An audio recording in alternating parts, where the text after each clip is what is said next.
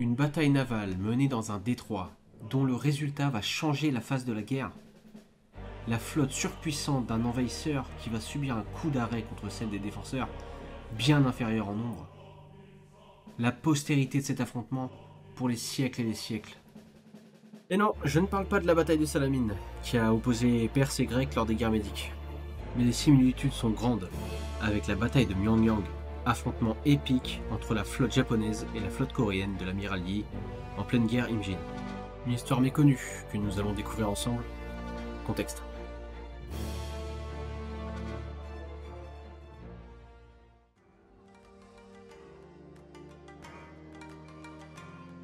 À la fin du XVIe siècle, le Japon sort tout juste de l'époque Sengoku, littéralement la période des provinces en guerre.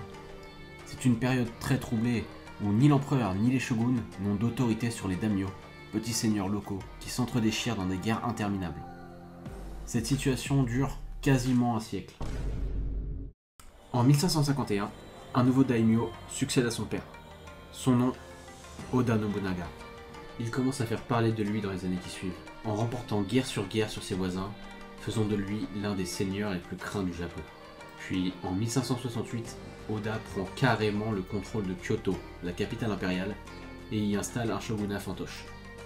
Son influence ne cesse alors de se renforcer. Véritable tacticien militaire, innovateur, il dispose d'un bataillon de mousquetaires. Alors, non, pas eux. Pour le coup, il faut plus comprendre porteur de mousquet, ou arquebusier si vous préférez. Ce qui va avoir le mérite d'introduire l'avantage des armes à feu dans les batailles.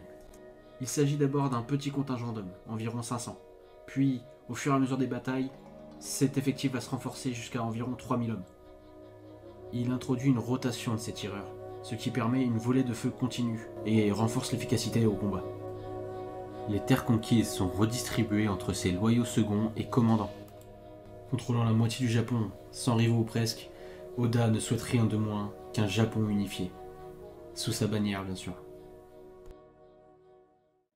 Mais tout s'arrête brusquement le 21 juin 1582.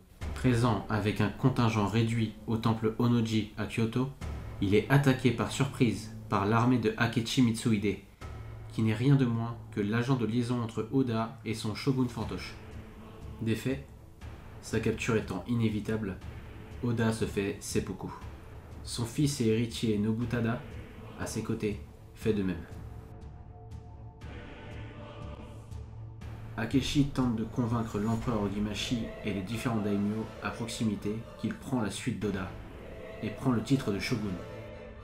De leur côté, les deux plus fidèles et compétents généraux d'Oda, Tokugawa Ieyasu et Toyotomi Hideyoshi, décident en apprenant l'affaire de venger la mort de leur mentor. Problème, Tokugawa est enlisé sur un front. Il prend du retard sur son compagnon d'armes et néanmoins rival Toyotomi. C'est bien ce dernier qui va lancer ses forces contre Akechi à la bataille de Yamazaki, près de Kyoto, le 2 juillet, soit moins de 2 semaines après l'assassinat de Nobunaga Oda. Toyotomi est un homme spécial.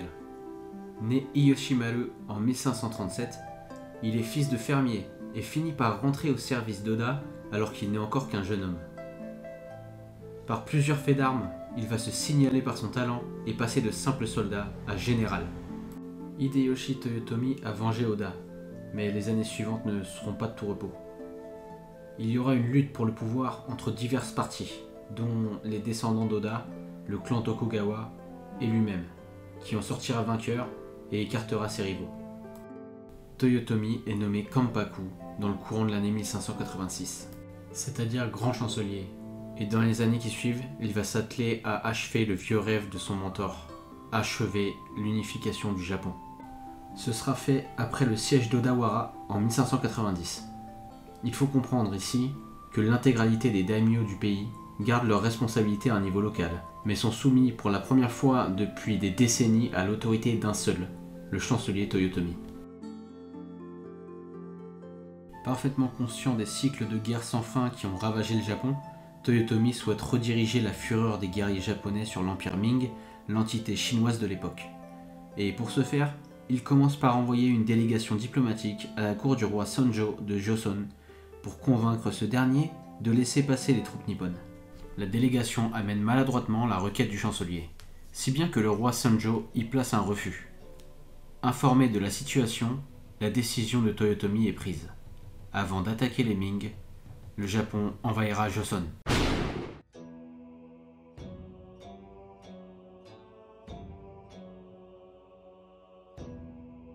Le plan de Toyotomi n'est pas tout de suite mis à exécution. Il est même soigneusement préparé. Certaines sources font état d'un plan établi des années plus tôt par Oda. Sanjo se doute que le Japon ne va pas en rester là. Il fait à son tour envoyer une délégation dont le but officiel est de féliciter le chancelier pour l'unification du pays. En réalité, les diplomates ont pour mission d'inspecter les dispositifs et effectifs militaires japonais pour évaluer la faisabilité d'une invasion. L'état-major nippon va habilement dissimuler ses préparations. Et la délégation coréenne n'apportera que des informations contradictoires au pays. Ce qui n'amènera donc rien de concluant. Sanjo reste méfiant et va préparer au mieux une armée pour se défendre. Mais, au vu des dissensions internes dans son propre pays, les effectifs militaires coréens resteront limités et mal préparés. Parlons justement des effectifs de l'armée de Joseon peu avant l'invasion. L'armée principale est évaluée entre 80 000 et 100 000 soldats en comptant les auxiliaires. Côté mer, au moment où un certain Yi Sun-shin est nommé amiral, en 1591, le royaume dispose de 70 vaisseaux lourds environ, les Panoxon. Il nous faut faire une aparté sur ces vaisseaux. Les Panoxon sont des navires de guerre à fond plat, qui font de 20 à 30 mètres de long, qui disposent de 2 mâts et de rames pour manœuvrer en bataille. Ils sont construits pour la plus grosse partie en bois de pin, choisi pour sa robustesse et sa légèreté. Les Panoxon possèdent 2 à 3 ponts. Le pont inférieur maintient les 60 rameurs en relative sécurité. Le pont supérieur est utilisé pour le combat et dispose d'un château pour que le commandant puisse observer facilement les parages et transmettre facilement ses ordres. Surtout, ce pont est surélevé, ce qui permet une défense efficace contre les abordages et offre une meilleure position de tir aux arquebusiers. Très large, le pont accueille une centaine de combattants. Enfin, information principale de l'équipement des Panoxon, il possède au moins une vingtaine de canons, de plusieurs sortes, ce qui permet à ces navires, déjà technologiquement à la pointe, d'être efficaces aussi bien en courte qu'à moyenne ou longue portée. Et les navires japonais, pour la grande majorité, n'en possèdent pas. La flotte de Joseon est composée de plusieurs escadres ayant chacun leur zone d'affectation. Et Yi Sun-shin est affecté aux côtes occidentales de la Corée. Il opère donc principalement en mer Jaune. Sa flottille est composée de 24 Panoxon et entre 60 et 80 navires légers, Yopson et Byongson. Yi, sans forcément connaître les ambitions japonaises, craint une guerre entre les deux pays. Il va donc, en l'espace d'un an, faire l'impossible pour être à la hauteur en cas de conflit. Il s'assure du parfait fonctionnement de l'ensemble de ses navires. Vous me direz, c'est normal pour un amiral, mais visiblement pas pour tout le monde. Il entraîne intensément ses effectifs et il les habitue au maniement de l'artillerie. Il fait faire toutes sortes d'essais à cette dernière pour en améliorer l'efficacité, car le combat au canon est tout récent. Il fait réhabiliter les remparts et les batteries de tous les arsenaux dont il est responsable. Et enfin, il va confectionner sur la base d'un Panoxon un tout nouveau navire de guerre, le Koboxon, un bateau tortue, mais on y reviendra. Bien que le point fort du royaume de Joseon est sa marine, elle est loin de faire jeu égal avec la flotte japonaise, bien supérieure en nombre. Toyotomi Hideyoshi aurait, dès 1587, lancé la construction d'un grand nombre de navires, si bien qu'à l'aube de l'invasion en 1592, on parle de 500 à 700 vaisseaux de guerre, auxquels on ajoute entre 1200 et 1500 navires légers. Le 23 mai 1592, le Kanpaku exécute son plan d'invasion et son armée attaque par surprise la ville côtière de Busan et le fort de Dadaejin, afin d'en faire des têtes de pont pour conquérir la péninsule. Le siège est extrêmement rapide, et dès le lendemain, tout a été pillé, tout brûle, et les civils sont massacrés. Les soldats japonais, rodés par des années de guerre, sont diablement efficaces. Les mousquets surprennent les Coréens à chaque fois, et le contingent japonais est colossal. Entre 160 000 et 200 000 hommes ont débarqué sur le continent. Dans les jours qui suivent, l'armée d'invasion effectue des escarmouches et quelques sièges, puis rentre le 8 ou 9 juin dans Hansong, déserte. La cour royale a fui vers Pyongyang. Bien que les Ming prévoient quelques milliers d'hommes pour secourir Joseon, c'est loin d'être suffisant pour repousser les Japonais, dont la campagne est une réussite totale. La seule source d'inquiétude des commandants de l'armée d'invasion est le ravitaillement. En effet, nourrir et ravitailler 200 000 hommes ne s'improvise pas, et même si les fantassins se servent allègrement dans les réserves coréennes grâce au pillage, c'est insuffisant. La flotte de guerre nippone prend ici toute son importance. Sachant cela, Yi et les autres amiraux, Yi Ok-gi et Won-gyul, tentent de rassembler l'ensemble de la flotte de Joseon pour pouvoir harceler les convois des envahisseurs. Le 16 juin, en chemin, son escadre tombe sur une cinquantaine de bateaux japonais ancrés près d'Okpo. Il surprend les marins japonais à tuer des civils. Il engage le combat pour la première fois depuis le début de la guerre Imjin et bombarde les navires ennemis. Résultat de cette bataille, la moitié des bateaux japonais sont coulés ou endommagés. Des milliers d'hommes sont morts. Les envahisseurs ont riposté à l'arquebuse. Dans le camp coréen, on déplore un blessé. Le jour même, Yi apprend la présence de 5 navires de guerre près de Apo. Il les poursuit, les capture, puis les coule, sans aucune perte. La flotte de Joseon récidive dès le lendemain à Jeongjin-po. 11 des 13 navires japonais sont détruits. Un peu moins d'un mois plus tard, les escadres de Joseon repartent en traque de convoyeurs japonais isolés. Won indique à Yi la présence de navires ennemis dans les environs de Sachon. Ils y trouvent 12 navires lourds. L'amiral ruse pour attirer les bateaux en haute mer, puis utilise pour la première fois en bataille son Kobukson. Long de 30 mètres, large de 10, le bateau tortue est doté de 12 rames qui le rendent facile et rapide à manœuvrer en comparaison des autres navires lourds. En position de combat, on retire les 2 mâts et les 40 à 50 artilleurs présents à bord chargent les 25 canons du Kobukson. On peut également y utiliser mousquets, fusées incendiaires et flèches à feu. La partie supérieure est protégée par une coque en fer hérissée de pics qui empêche les abordages et les flancs sont également blindés. La nouvelle pièce maîtresse de la flotte coréenne s'approche alors des lignes ennemies et bombarde tout ce qui passe à proximité.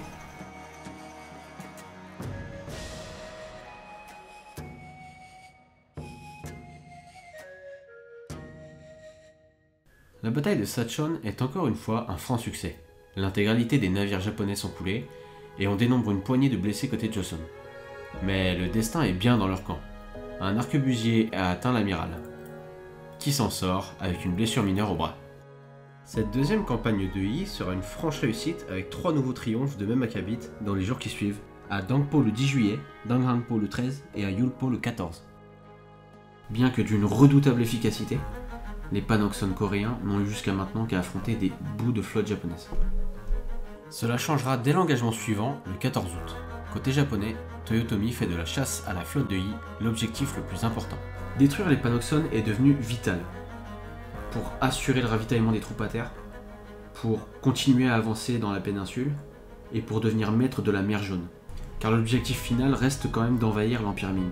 Le daimyo Wakisaka Yasuharu, commandant l'un des plus gros escadres de la guerre, la moitié étant des vaisseaux de type Atakebune, les plus gros, tout camp confondu, reçoit l'ordre du chancelier de grouper ses forces avec 2 autres escadres de bonne taille.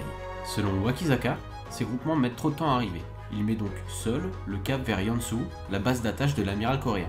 Wakisaka fait ancrer ses navires près du détroit de Gyeonharyong avant de reprendre sa route. Ye Sun-shin en est informé. Il part avec une cinquantaine de vaisseaux à la rencontre de la flotte ennemie avant de se faire submerger. Il s'installe au sud du détroit, près de l'île Ansan, et envoie 6 Panokson s'approcher des positions japonaises pour les appâter. Le daimyo fonce dans le piège et se lance à la poursuite des Coréens. À la sortie du détroit, voyant le gros des forces ennemies concentrées, il tente d'aborder les plus gros Panokson en leur fonçant dessus. La flotte de Yi adopte la tactique de l'aile de grue. Pendant que les gros navires bombardent les Atakebune, les vaisseaux plus légers et 2 Kobukson forment un U qui s'élargit et finit par encercler l'ensemble des navires japonais. Puisque le daimyo insiste, ceux-ci sont bombardés de tous les côtés. Wakisaka finit par abandonner son navire amiral au profit d'un bateau plus léger et rapide, puis il s'enfuit avec les rescapés. Encore une fois, les pertes côté Joseon sont négligeables, et leurs navires sont intacts. Le bilan de la bataille est sans appel. 47 vaisseaux de guerre nippons sont coulés, 12 sont capturés, et entre 8000 et 10 000 marins sont tués. Après cette bataille, le Kanpaku donne l'ordre au commandant japonais d'éviter les affrontements directs avec la flotte de Joseon, de limiter les zones d'activité navale entre Busan, Tsushima et l'île de Kyushu uniquement, et surtout, malgré l'avantage numérique certain de sa marine, il renonce à contrôler la mer Jaune et de facto met une croix sur son projet d'envahir l'Empire Ming. Après la prise de Pyongyang le 1er août, Les troupes japonaises ont plus de mal à avancer au nord, du fait des actes de guérilla, de groupes de volontaires qui parasitent leur effort de guerre. De plus, au sud-ouest, la province de Jola résiste toujours à l'envahisseur.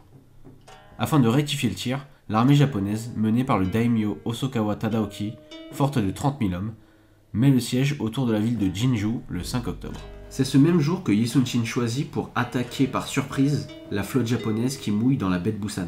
Reprendre la ville portuaire aux Japonais reviendrait à couper net leur communication avec leur état-major et leur voie principale d'approvisionnement. L'intégralité des vaisseaux de guerre Joseon est amenée dans la baie de Busan, soit 160 navires dont 75 Panoxon. Ceux-ci engagent le combat avec tous les bateaux japonais rencontrés sur le chemin dans 5 batailles différentes. À Hojungumi, Datepo, Seopongpo, Choryangmak et à l'île Choryang. En cumulé, 24 navires sont coulés, puis vient la ville de Busan. 8000 hommes sont en garnison dans la forteresse, sur le port et postés en hauteur sur les falaises. Environ 450 navires mouillent dans la baie, et selon les sources, soit ils sont vides, ou presque, soit ils attendent de pied ferme la flotte Joseon. En soi, ça n'a pas de grande importance au vu du résultat. L'amiral Yi fait bombarder directement la flotte ennemie. Les marins nippons se trouvent vite impuissants et ils fuient les navires pour regagner la terre ferme. Les soldats en garnison répliquent en tirant au mousquet à partir des hauteurs. Les Panoxon tirent des flèches enflammées et des fusées sur leur position et continuent à tirer au canon. Ne pouvant pas débarquer ses troupes sous le feu ennemi, n'espérant rien de plus de l'affrontement, l'amiral Yi fait renvoyer sa flotte à son port d'attache. Bilan de cette bataille de Busan. Côté coréen, quelques Panoxon sont endommagés. Il y a quelques morts et blessés, dont un officier. Du côté de la flotte impériale, en comptant les pertes dans les premières batailles, 130 bateaux sont coulés ou endommagés. Il est difficile de faire un bilan des pertes humaines au vu de la physionomie de la bataille et des sources. C'est clairement une victoire tactique du Joseon, mais l'objectif n'est pas atteint. Busan reste japonaise et peut continuer son rôle de pivot entre l'archipel et la péninsule. Les envahisseurs revendiquent donc également la victoire ce jour. C'est en tout cas la dernière bataille navale de l'année 1592 dans cette guerre. Pour en revenir au siège de Jinju, les 3800 défenseurs coréens tiennent tête aux 30 000 assaillants durant 5 jours. La dernière nuit, la nuit du 10 octobre, une force de quelques milliers d'hommes irréguliers, l'armée vertueuse, arrive au secours des défenseurs. Hosokawa, pris en tenaille après avoir perdu un tiers de ses forces en 5 jours, décide de lever le siège et de sonner la retraite. C'est l'une des premières victoires de Joseon sur Terre. Grâce à celle-ci, la province de Jola est provisoirement sauvée des forces d'invasion. L'année 1592 se termine sur cette sorte de statu quo. Les envahisseurs japonais piétinent à cause des actions de guérilla de l'armée vertueuse et des actions de Yi-Sun-shin sur mer. De l'autre côté, les forces coréennes sont absolument incapables de se débarrasser de l'envahisseur. En 1593, les choses se sont bien calmées au niveau naval. On ne dénombre que 2 affrontements mineurs le 6 mars à Humpo et le 23 avril à Danghampo. Dans la péninsule, l'armée de secours Ming vient d'arriver, forte de 30 à 40 000 hommes environ. Avec les restes de l'armée régulière Joseon, cette armée va assiéger et reprendre Pyongyang en début d'année. A nouveau, l'armée japonaise va revenir avec 90 000 hommes à Jinju, puis va déferler sur le Jola. Les habitants finiront massacrés en même temps que la garnison.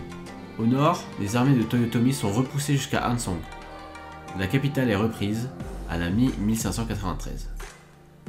Le Kampaku fait alors replier ses troupes à Busan, puis les fait, pour la plupart, rentrer au pays. Ayant perdu la majeure partie de son avancée au nord, avec le danger constant que représente Yi-Sun-shin, et bien décidé à conserver la région de Busan et ses alentours, il négocie une trêve avec les Joseon et les Ming. En juillet, Yi déplace sa base navale à l'île Hansan. En août, le roi Sanjo le nomme grand amiral sous le titre de commandant naval des 3 provinces, ce qui va éveiller la jalousie de certains et changer la phase de la guerre qui reprendra.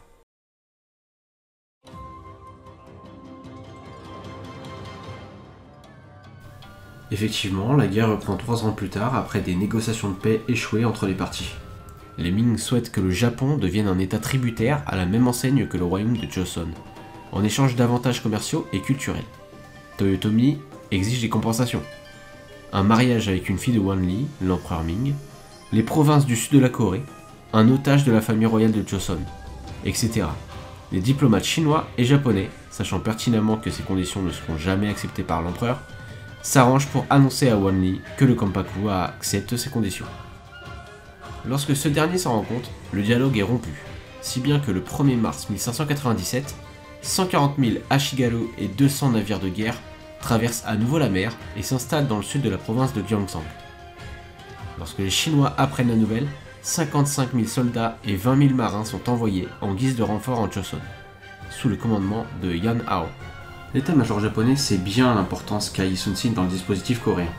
C'est pourquoi ils vont tenter de l'attirer dans un piège. Un agent double aurait transmis à un général coréen des informations précieuses sur des mouvements de flotte de débarquement japonaise. Ce général transmet ces informations au haut commandement, puis le roi Sonjo ordonne à son amiral d'intercepter la flotte ennemie et de la détruire. Yi refuse, au motif que sa flotte ne peut pas être prête au combat à temps, et surtout car il est méfiant vis-à-vis de la provenance de l'information. Devant cette insubordination, Sonjo n'a d'autre choix que de faire passer Yi Sun-sin en cour martiale. Wang Yul, dont on ne sait pas s'il est jaloux ou s'il a eu des différends avec Yi, l'accable en l'accusant d'être un ivrogne oisif. Yi va être torturé car on l'accuse de marcher avec les Japonais. Il sera finalement simplement destitué de son rôle d'amiral et sera rétrogradé en tant que simple soldat dans l'armée régulière. Et ce, grâce à ses faits d'armes de la première invasion et parce que le premier ministre coréen Yoo So-ryong intervient en sa faveur. Won est promu amiral en lieu et place de Yi. Grâce aux efforts de ce dernier durant la trêve, la flotte coréenne atteint désormais le nombre de 170 vaisseaux de guerre. Au début du mois d'août, Wang Yul prend l'intégralité des navires disponibles et se précipite dans le piège tendu par les Japonais. Le 28, à Chilchoryong, au moins 500 navires japonais, sous le commandement de Todo Tagatora, attendent de pied ferme la marine Joseon. Won lance l'attaque contre les Japonais qui font mine de se replier. Un commandant coréen, du nom de Baesol, sentant le désastre imminent, fuit la bataille avec les 13 Panoxon qui sont sous son commandement. La flotte de Todo fait demi-tour et encercle rapidement les vaisseaux de Wang Yul. Ceux-ci sont submergés extrêmement rapidement par le nombre d'abordages simultanés et les tirs d'arquebuse, tandis que leurs canons sont inutilisables. Won et Yeok-gi tentent une retraite avec les navires qui leur restent et accostent sur une île voisine. Comble de la malchance, celle-ci contient une garnison de soldats japonais. Il n'y aura pas de rescapés, les marins coréens sont tous massacrés, les Panoxon sont coulés par le fond et la flotte Joseon est annihilée. C'est la première et la seule bataille navale remportée par les Japonais sur l'ensemble de la guerre Imjin.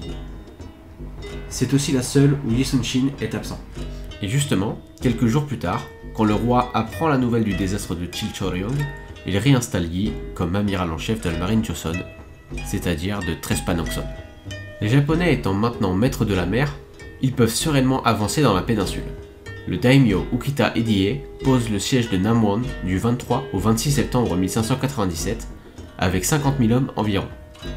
Les Joseon et les Ming défendent la ville avec 10 000 soldats et 5 000 civils et tiennent bon, mais le général chinois Yang Yuan trahit ses alliés en laissant une porte sans défense en échange de sa vie et de celle de ses hommes. Tous les Coréens se battent jusqu'à la mort, littéralement. Lorsque la ville tombe, la route vers Hansong est ouverte.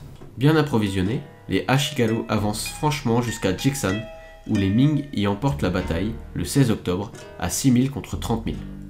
C'est un léger coup d'arrêt, mais Hansong n'est pas très loin, et rien ne peut empêcher les envahisseurs de s'en emparer. Yi Sun-sin, avec 13 navires, ne peut pas emporter la victoire contre les centaines de la flotte japonaise, malgré 2 nouvelles escarmouches victorieuses à Eronpo le 7 octobre et à Byog-Pajin le 16. Les daimyo Todo Tagatora, Wakisaka Yasuharu et Kurushima Michifusa mènent 330 navires à travers les îles coréennes de la mer Jaune pour remonter la péninsule et rallier les environs d'Hansong, amenant avec eux renforts et ravitaillement. Conscient qu'il va devoir engager un combat perdu d'avance pour défendre sa patrie, Yi place ses bateaux au nord du détroit de Myeongyang le 26 octobre. Les daimyo peuvent prendre la haute mer, mais ce serait perdre du temps en vue du futur siège de la capitale Joseon, et c'est de plus une occasion rêvée d'enfin mettre un terme à l'existence de Yi Sun-sin qui leur a fait tant de mal. Le détroit présente 2 avantages pour les Panoxon. Il est suffisamment étroit pour que les marins ennemis ne puissent pas les submerger, et cet endroit est connu pour ses courants marins très changeants. Les Kobaya et autres Sekibune s'avancent vers les vaisseaux coréens avec un courant favorable. La bataille est engagée. Yi a placé ses vaisseaux de guerre en formation et fait bombarder les assaillants. Ils utilisent un feu alterné qui crée une double salve, ce qui permet un tir de barrage efficace. Les Japonais sont donc gardés à bonne distance et se font pilonner. Le daimyo Kuroshima meurt durant le combat. Les marins Joseon repêchent son cadavre et Yi fait accrocher sa tête au mât de son navire amiral. Un peu plus tard, la bataille va connaître un tournant, c'est le cas de le dire. Le courant va s'inverser et les Japonais vont reculer et se percuter dans le courant. Ayant désormais le courant pour lui, Yi fait avancer ses vaisseaux de guerre et bombarde de plus belle les positions ennemies qui ne peuvent pas se dégager au vu de la densité du trafic. Todo n'a d'autre choix que la retraite suite à ce revers humiliant. Le bilan de la bataille de Myeongyang est le suivant. Côté Joseon, on déplore 2 morts et 3 blessés. Côté japonais, 31 navires sont coulés, 92 sont endommagés, il y a au moins 8000 morts, dont Kuroshima. Cette bataille va marquer durablement la réputation d'invincibilité de Yi Sun-shin, capable de l'emporter à 25 contre 1. Par la suite, la marine japonaise ne s'aventurant plus en mer Jaune, le siège de Hansang ne se fera finalement jamais. Ce qui permettra à l'amiral de gagner du temps et de pouvoir reconstruire une flotte équivalente à celle de début 1592. De plus, en janvier 1598, le commandant Ming, Chen Lin, va unir sa flotte à celle de Joseon.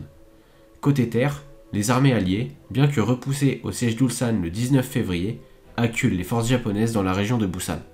Quelques mois plus tard, le 18 septembre 1598, Toyotomi Hideyoshi, malade, ordonne le retrait des troupes japonaises de Corée sur son lit de mort. Pour préserver le moral de l'armée, le Conseil des Anciens, qui joue le rôle de régent pour le jeune Toyotomi Hideyori, né durant la guerre Imjin, ne dévoile pas immédiatement la mort du Kanpaku. De l'autre côté de la mer, fin septembre, début octobre, Coréens et Chinois lancent plusieurs sièges simultanés à Sucheon, Ulsan et Sachon. Les Japonais tiendront jusqu'au bout les 3 places fortes. Fin octobre, le conseil de régence japonais annonce la mort de Toyotomi et ordonne le retrait général des troupes nippones.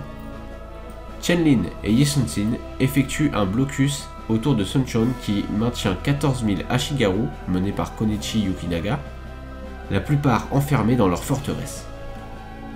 Le daimyo Shimazu Yoshihiro assemble 20 000 hommes embarqués sur 500 bateaux et tente de briser ce blocus dans la nuit du 16 décembre 1598.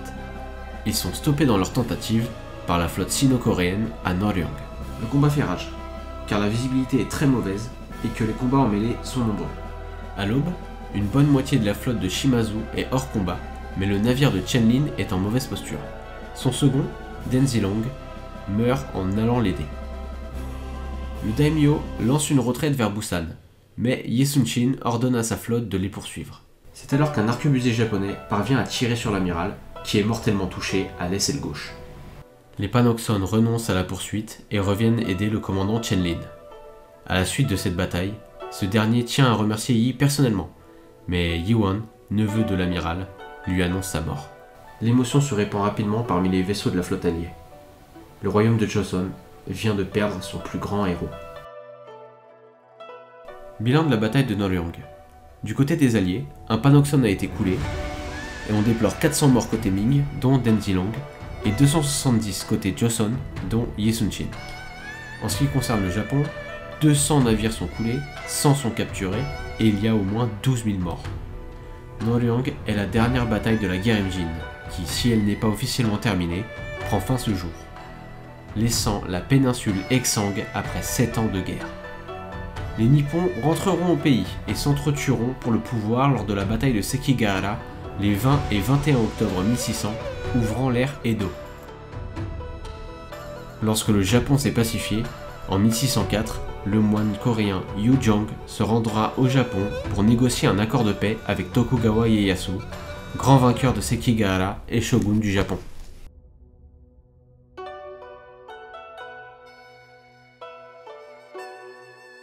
Bien que l'affrontement de Myeongyang ne soit même pas le plus impressionnant de la guerre Imjin, en comparaison avec les batailles de Hansan ou de Chinchoryang par exemple, il a eu l'impact psychologique suffisant sur les mentalités japonaises pour les faire douter alors que tout semblait perdu pour le royaume de Joseon.